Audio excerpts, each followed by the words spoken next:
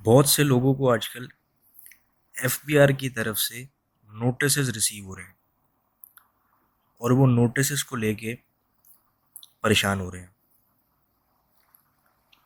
FBR का assessment का criteria क्या है? एफबीआर नोटिस क्यों भेजता है? नोटिस किस तरह से हैंडल किया जाए? एफबीआर का असेसमेंट का बेसिक स्ट्रक्चर क्या है? किस तरह से वो टैक्स पेयर को पकड़ सकता है? लॉ में किस तरह से इसको डिफाइन किया गया है? इन सब चीज़ों को,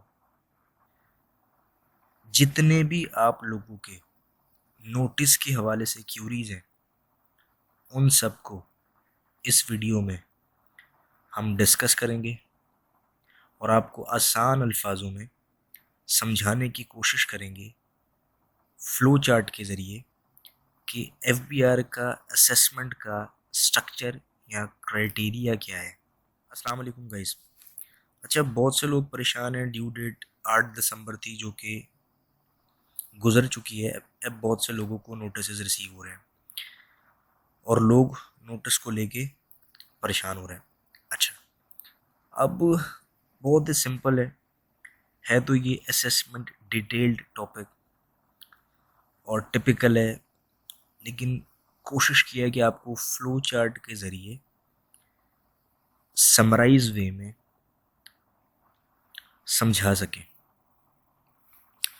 तो है ये कि देखें, स्टार्ट करते हैं। Person required to file income tax return. Taxpayer को या उस बंदे को ज़रूरी है फाइल करना रिटर्न? अगर हाँ और अगर ना। हम अगर ज़रूरी है तो हाँ की कैटेगरी में जा रहे हैं। ठीक है। अच्छा, अब ज़रूरी था रिटर्न फाइल करना, तो क्या रिटर्न फाइल की? इनकम टैक्स रिटर्न सबमिटेड और नॉट? क्या रिटर्न फाइल की? हाँ या ना? हाँ, रिटर्न फाइल की। अच्छा, अब जब रिटर्न फाइल की तो अच्छा, इन रिटर्न सबमिट करना था, नहीं की, और रिटर्न सबमिट नहीं करना था, ये नो नो की कैटेगरी। अभी हम इनको डिस्कस नहीं कर रहे। अभी हम इनकम टैक्स रिटर्न सबमिट करना था और सबमिट कर दी, इस कैटेगरी को आगे लेके चलेंगे। अच्छा, अब इनकम टैक्स रिटर्न जब सबमिट कर दी तो अब टैक्स रिटर्न इज कंप्लीटेड और नॉट? क्या वो टैक्स रिटर्न कंप्लीट थी या नहीं थी? कंप्लीट थी या नहीं थी का से मुराद ये कि उसमें इनफ डिटेल्स रिक्वायर्ड थी, कोई मिस इन्फॉर्मेशन या आप कह लें कि कोई ऐसी लिमिटेड इन्फॉर्मेशन ना हो, कंप्लीट इन्फॉर्मेशन हो हर तरह से। ठीक है। अच्छा, अगर कंप्लीट थी हाँ तो यहाँ, अगर नहीं थी कंप्लीट तो ना। अच्छा, अगर तो कंप्लीट थी, अभी हम इस कैटेगरी को डिस्कस, इसको लेके चलने आगे। अगर तो रिटर्न जी भाई कंप्लीट थी, तो फिर होगा क्या कि जब रिटर्न आप फाइल करते हैं तो एफबीआर उसको सेल्फ असेसमेंट समझ के उसको एसेस कर लेता है कि ठीक है, जो टैक्स ने रिटर्न फाइल की है फॉर द टाइम बी, वो रिटर्न आपने फाइल कर दी। और आप देखते हैं कंप्लीटेड टास्क में 120 सेल्फ असेसमेंट का वहाँ पे एक जैसे आप कह लें कि ऑप्शन क्रिएट हो जाता है, और आप बहुत से लोग ये भी कंफ्यूज होते हैं कि वो क्या चीज़ है। ठीक है, तो ये बेसिकली सेल्फ असेसमेंट एफबीआर ये समझता है कि आपने जो रिटर्न फाइल की है, सबमिट की है, वो आपने अपने बिहाफ पे सेल्फ एसेस कर दिया। ठीक है। अच्छा, उसके बाद फिर एफबीआर का राइट होता है कि एफबीआर उसको ऑडिट कर सकता है। अच्छा अच्छा, पहले ऑडिट में आने से पहले इस कैटेगरी में आते हैं। अगर आपने इनकम टैक्स रिटर्न सबमिट कर दी और कंप्लीट थी, सेल्फ असेसमेंट में चली गई, बाद में आपको रियलाइज़ हुआ कि नहीं नहीं नहीं, वो मैं आप कुछ एंटर करना भूल गए, कुछ मिस इन्फॉर्मेशन आपने एंटर कर दिया, कुछ भी था, तो आप रिटर्न को रिवाइज कर सकते हैं। ठीक है। अच्छा, अब रिटर्न को रिवाइज करने की भी दो कैटेगरीज हैं कि रिटर्न को रिवाइज करने के लिए आपको कमिश्नर की अप्रूवल भी चाहिए होती है और नहीं भी चाहिए होती है। अप्रूवल किस चीज़ में चाहिए? अगर तो आपने रिटर्न फाइल की तो जब आपको अप्रूवल चाहिए कमिश्नर इनलैंड रेवेन्यू की, तो आपकी रिटर्न रिवाइज आफ्टर 60 डेज, अगर तो विद इन 60 डेज आप इनकम टैक्स रिटर्न फाइल करने के विद इन 60 डेज अगर आपने रिटर्न रिवाइज करनी है तो आपको कमिश्नर की अप्रूवल की ज़रूरत नहीं है, अदरवाइज़ आपको कमिश्नर की अप्रूवल की ज़रूरत है। और इसकी एक कंडीशन ये है कि जो टैक्सेबल इनकम है जो डिक्लेयर की रिटर्न में वो मोर देन होनी चाहिए, और जो लॉस है वो डिक्लेयर जो किया आपने वो लेस देन होना चाहिए, ठीक है। और अप्रूवल कहाँ रिक्वायर्ड नहीं है, अगर आपने रिटर्न विद इन 60 डेज में रिवाइज कर दी तो अप्रूवल रिक्वायर्ड नहीं है। और दूसरा ये कि अगर आपने कमिश्नर को रिवीजन एप्लीकेशन सबमिट किया आफ्टर 60 डेज में के बाद रिटर्न सबमिट करने के, और उसका कोई जवाब विद इन 60 डेज नहीं आता, तो फिर आप रिटर्न अपनी रिवाइज कर सकते हैं। अच्छा, ये तो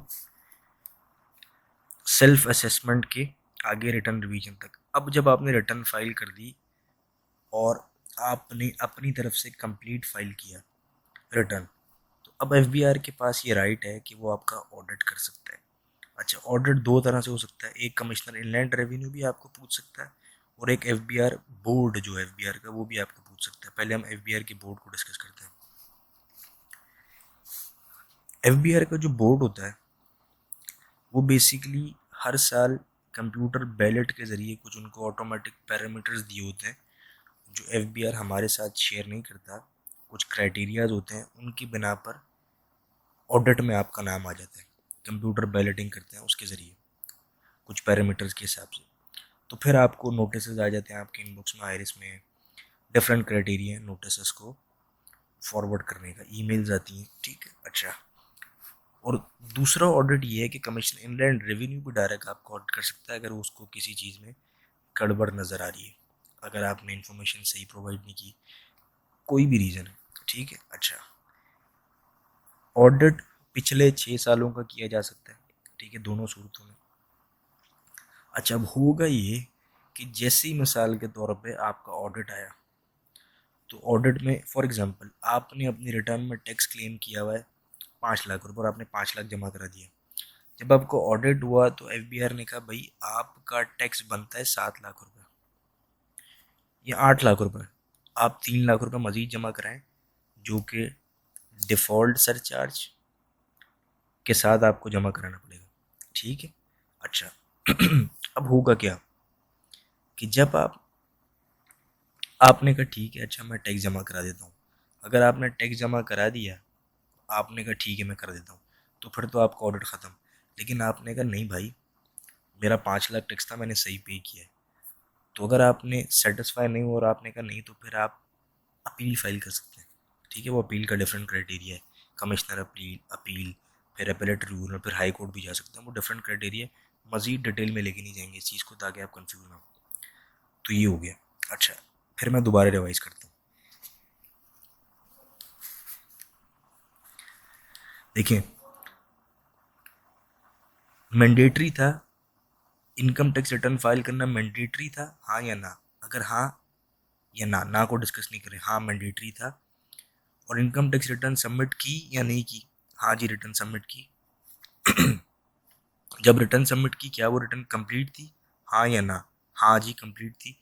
अब जब कंप्लीट रिटर्न थी तो एफबीआर ने उसको सेल्फ असेसमेंट समझ के उसको एक्सेप्ट किया फॉर द टाइम बीइंग। और फिर सेल्फ असेसमेंट जब हुआ तो आपको लगा कि कोई मसले मसाइल हैं, आपने रिटर्न को रिवाइज करना चाहा, तो रिटर्न विद इन 60 डेज अगर आप रिवाइज करेंगे तो कमिश्नर की अप्रूवल नहीं चाहिए। आफ्टर 60 डेज अब रिटर्न रिवाइज करेंगे तो कमिश्नर की अप्रूवल चाहिए। अप्रूवल के साथ आपको इनकम जो डिक्लेयर की है वो मोर देन होनी चाहिए और लॉस लेस देन होना चाहिए, ठीक है। और अगर आपने रिटर्न की रिवीजन की एप्लीकेशन फाइल की और कमिश्नर ने विद इन 60 डेज आपको रिप्लाई नहीं किया, तो फिर आप रिटर्न विदाउट कमिश्नर की अप्रूवल कर सकते हैं रिवाइज। अच्छा, एक तो ये हो गया। फिर हमने डिस्कस किया ऑडिट। ऑडिट एफबीआर पिछले 6 सालों का कर सकता है, एफबीआर भी कर सकता है, सीआईआर कमिश्नर इनलैंड रेवेन्यू भी कर सकता है। एफबीआर कंप्यूटर बैलेटिंग के जरिए ऑडिट करता है, कमिश्नर इनलैंड रेवेन्यू आपको डायरेक्ट उनको कोई गड़बड़ लगा, कुछ भी लगा, उनके पास इन्फॉर्मेशन आई, आपने इनकम यहाँ वहाँ की कुछ भी हेरा फेरी किया आपने, तो कमिश्नर इनलैंड रेवेन्यू आपको ऑडिट भेज सकता है। जब आपको ऑडिट के लिए नोटिस भेजेंगे तो वो क्या करेंगे, जैसे था आपके ऊपर टैक्स जो है आपका बढ़ाएंगे कि आपने टैक्स पे नहीं किया या पे किया तो कम पे किया, ब्ला ब्ला।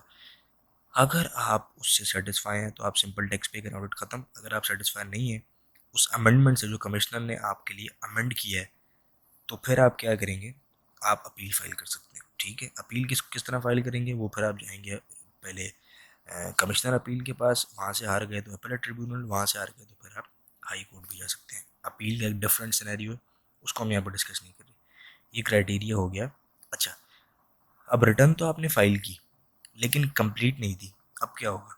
अब जब रिटर्न आपने फाइल की और वो कंप्लीट नहीं थी, तो फिर कमिश्नर आपको विद इन 180 डेज, जब आपने रिटर्न फाइल की उससे विद इन 180 डेज आपको नोटिस भेजेगा कि भैया आपने फ़लाँ फ़लाँ रिटर्न फाइल किए और वो कंप्लीट नहीं है, ब्ला ब्ला, जो भी उसमें मसले मसाइल हैं।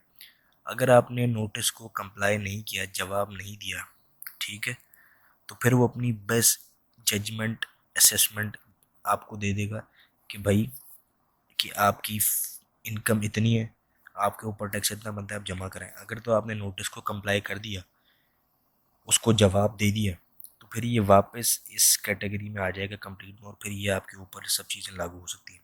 ठीक है। अच्छा, ये सारा क्राइटेरिया जो है ये हमने डिस्कस किया आपके साथ कि बेसिक स्ट्रक्चर क्या है।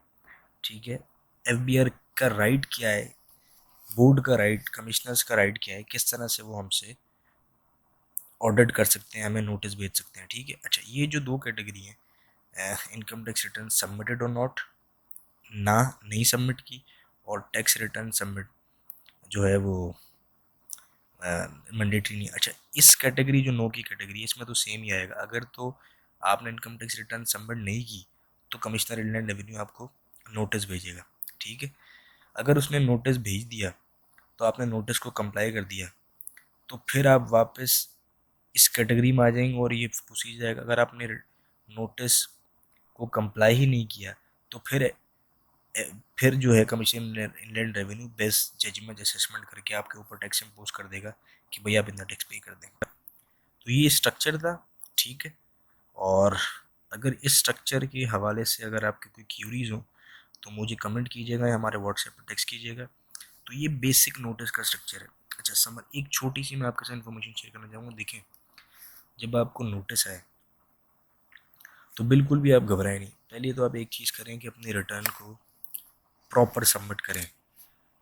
हर चीज़, हर वो इन्फॉर्मेशन जिसमें आपका एनटीएन, आपका नाम इस्तेमाल हुआ है, जिस पर टैक्स की डिडक्शंस हैं, जो भी प्रॉपर्टी आपने परचेज की है वो आपके नाम पे, जो जो अक्यूरेट इन्फॉर्मेशन है वो रिटर्न में ऐड करें। यकीनन आपके पास किसी किस्म का नोटिस नहीं आएगा अगर आपने अपनी रिटर्न कंप्लीट प्रॉपर वे में फाइल की होगी। ठीक है। अगर आपने अपनी रिटर्न को मिस स्टेट किया हुआ, उसमें कुछ ऐसी टैक्स को कम किया हुआ, कुछ ऐसी आपने इन्फॉर्मेशन ओमिट कर दी हो, दिखाई ना हो, तो फिर आपको एफबीआर नोटिस भेजेगा। अगर नोटिस भेजता है, अगर तो आपने जानबूझ के किया तो फिर तो आप तैयार हो जाएं, फिर तो एफबीआर आपको पता है बिना पैसे लिए छोड़ेगा नहीं।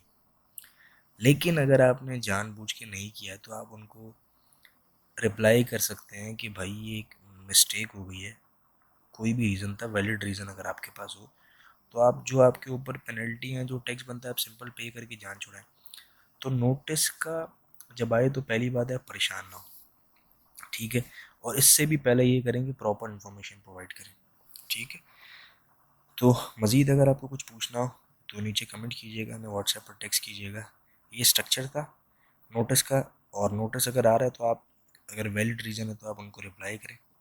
अब नोटिस का रिप्लाई किस तरह से करना है तो इंशाल्लाह वो एक नेक्स्ट वीडियो में डिस्कस कर लेंगे कि रिप्लाई किस तरह से किया जाता है नोटिस का। तो बहुत से लोग कंफ्यूज थे, परेशान थे, डिफरेंट डिफरेंट किस्म के नोटिस आ रहे थे, तो उनको बहुत से मेरे पास मैसेज आ रहे थे। तो मैंने कहा कि हमने सोचा कि जो स्ट्रक्चर है असेसमेंट का कि एफबीआर नोटिस किस तरह से भेज सकता है वो आपके साथ डिस्कस करें, ताकि आपको जो है वो क्लैरिटी आ जाए कि एफबीआर के पास किस तरह से क्या क्या राइट है। ठीक है। अपना ख्याल रखिएगा, फर्दर वीडियो के साथ रहूँगी। ठीक है, अल्लाह हाफिज़।